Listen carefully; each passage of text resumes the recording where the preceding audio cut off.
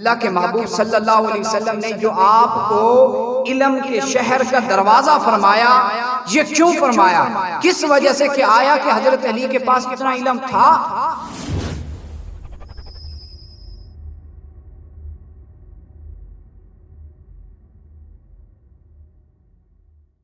مستدرک للحاکم کی حدیث ہے، اللہ کے محبوب صلی اللہ تعالی علیہ وآلہ وسلم نے ارشاد فرمایا، انا مدینۃ العلم وعلی بابوہا، میں علم کا شہر ہوں، علی اس کے دروازہ۔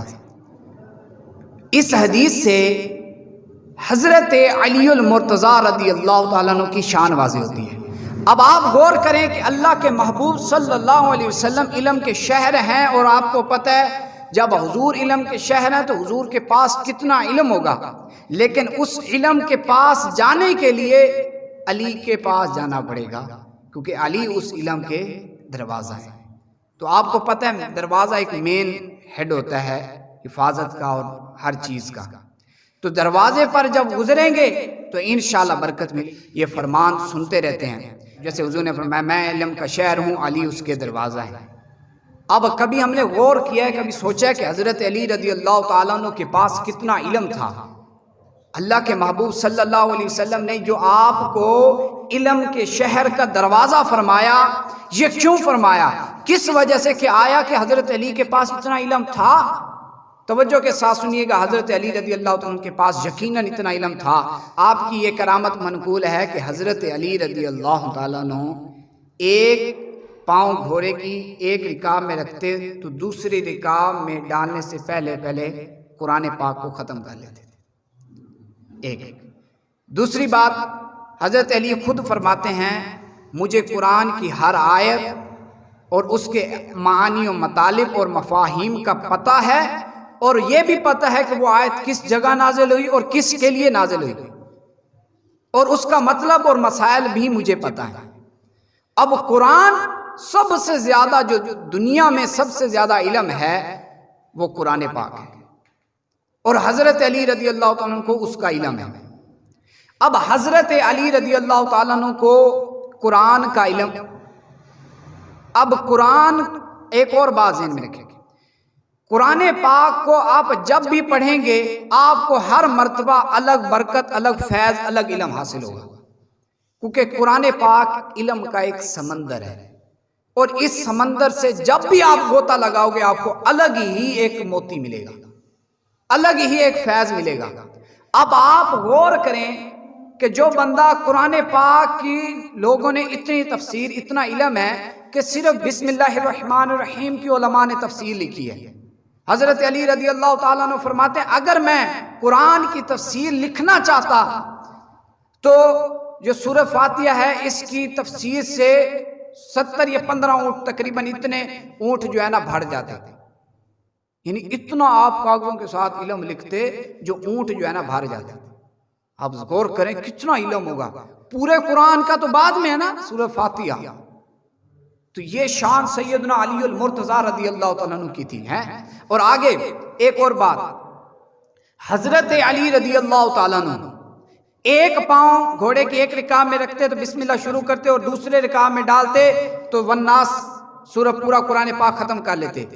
اب ظاہر سی بات ہے حضرت علی جب قرآن پاک پڑھتے ہوں گے کیا ان کو سمجھ نہیں ہوتا؟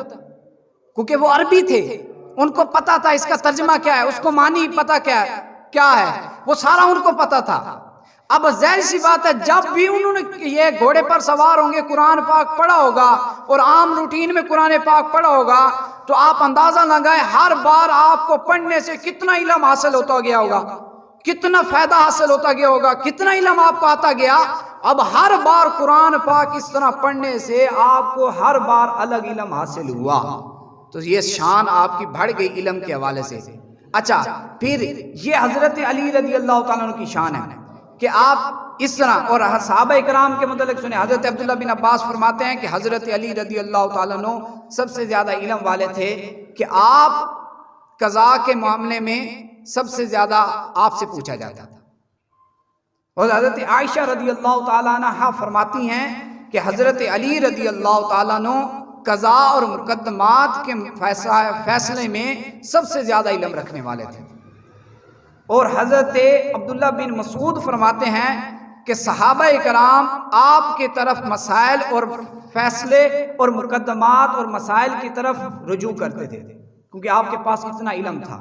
اور حضرت سعید بن مسیب رحمۃ اللہ تعالی علیہ فرماتے ہیں کہ حضرت علی رضی اللہ تعالیٰ عنہ وہ ہیں کہ صحابہ کرام کو یہ فرمایا کرتے تھے کہ مجھ سے جو چاہو پوچھ لو۔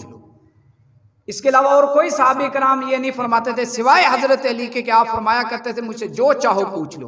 علم تھا تو کہہ رہے تھے، ہم صرف پتہ ہے کہ حضرت حضور علم کے شہر ہیں، علی اس کے دروازے ہیں، صرف حدیثیں رٹی ہوئے، پتہ ہمیں کچھ نہیں ہے، قرآن پاک کا ہمیں پتہ نہیں ہے، بسم اللہ الرحمن الرحیم کا میں صحیح ترجمہ نہیں آتا۔ اگر ہم قرآن کو سمجھنا شروع کر دیں، پڑھنا شروع کر دیں تو اللہ کے کرم سے ہمیں ایسا ایسا علم آئے گا، آپ کہیں گے واقعی یہ تو ہم چھوٹے موٹے ہیں، ہمیں اتنا علم حاصل ہو رہا ہے کہ جو تو قرآن کو سمجھنے والے ان کو کتنا علم حاصل ہوا ہوگا۔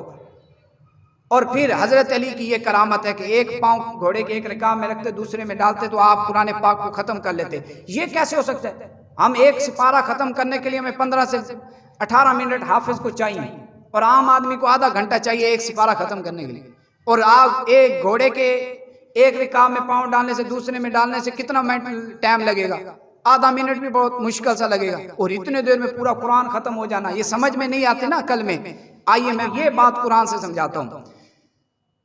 حضرت آصف بن برخیہ حضرت سلیمان علیہ السلام کا خادم اور بہت بڑے اللہ کے ولی، ٹھیک ہے، ان کے واقعے کو اللہ پاک نے قرآن مجید میں بیان کیا۔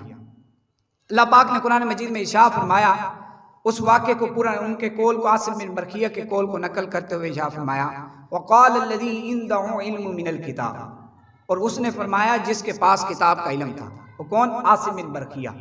کیا فرمایا؟ انا آتیک بہ قبل ان یرتد الیک طرفہ۔ حضرت سلیمان علیہ السلام نے جب یہ خواہش کی کہ ملکہ بلقیس میرے پاس آ رہی ہے کہ اس کا تخت میرے پاس لے کر آؤ، تو جن نے کہا کہ آپ کی مجلس برخاست ہونے سے پہلے پہلے لے آؤں گا۔ حضرت سلیمان علیہ السلام نے کہا مجھے اس سے بھی جلدی چاہیے، تو وہاں پر حضرت عاصم بن برخیہ رضی اللہ تعالیٰ عنہ نے یہ فرمایا جس کے پاس کتاب کا علم تھا، آپ نے فرمایا انا آتیک بہ قبل ان یرتد الیک طرفک، اے اللہ کے پیارے نبی میں آپ کے پاس وہ تخت آپ کی آنکھ جھپکنے سے پہلے پہلے آپ کی بارگاہ میں حاضر کر دوں گا۔ فَلَمَّا رَآهُ مُسْتَقِرًا عِنْدَهُ، پھر حضرت سلیمان علیہ السلام نے دیکھا کہ وہ تخت آپ کے پاس حاضر تھا، اور وہ کس طرح حاضر ہوا؟ زمین چیرتا ہوا آپ کے منبر کے قریب نمودار ہو گیا۔ وہ اتنا بڑا تخت، موتی جواہرات سے بڑا ہوا تخت، اور کئی کمروں کے اندر بند، اور ہر کمرے کی چابی بھی الگ، وہاں سے آپ اٹھا کر وہ تخت پلک چپکنے سے پہلے حاضر کر سکتے ہیں۔ تو حضرت علی رضی اللہ تعالیٰ عنہ کی شان تو دیگر امتیوں کے اولیاء کرام سے تو بڑھ کر ہے۔ جتنے نبی گزرے ان کے جو ولی تھے، ان کے اس دور کے جو ولی تھے، ان سب سے بڑھ کر جو شان و رتبہ اور ولایت کا رتبہ ہے وہ حضرت علی کا ہے۔ آج کی امت صحابہ کرام کا ان اولیاء کرام سے رتبہ بڑھ کر ہے۔ تو حضرت علی رضی اللہ تعالیٰ عنہ کیا اتنا طاقت نہیں ہے کہ آپ ایک رکعت میں پاؤں ڈالتے دوسرے میں ڈالتے تو قرآن ختم نہیں کر سکتے؟ جب عاصم بن برخیہ ان سے وہ حاضر کر سکتے ہیں تو حضرت علی بھی بسم اللہ سے لے کر والناس تک اس طرح قرآن پاک پڑھ سکتے ہیں۔ اب آپ اس سے علم کا اندازہ کس طرح لگا سکتے ہیں؟ اس سے علم کا اندازہ اس طرح لگا سکتے ہیں کہ ہر مرتبہ جب آپ نے اس طرح قرآن پڑھا ہوگا، ظاہر سی بات ہے صرف تلاوت تو نہیں کی ہوگی، قرآن کو سمجھا بھی ہوگا، قرآن کو صحیح طریقے سے ٹھہر ٹھہر کر پڑھا بھی ہوگا، اس کی تفسیر بھی ذہن میں آئی ہوگی، تو آپ کو ہر بار الگ علم حاصل ہوا ہوگا۔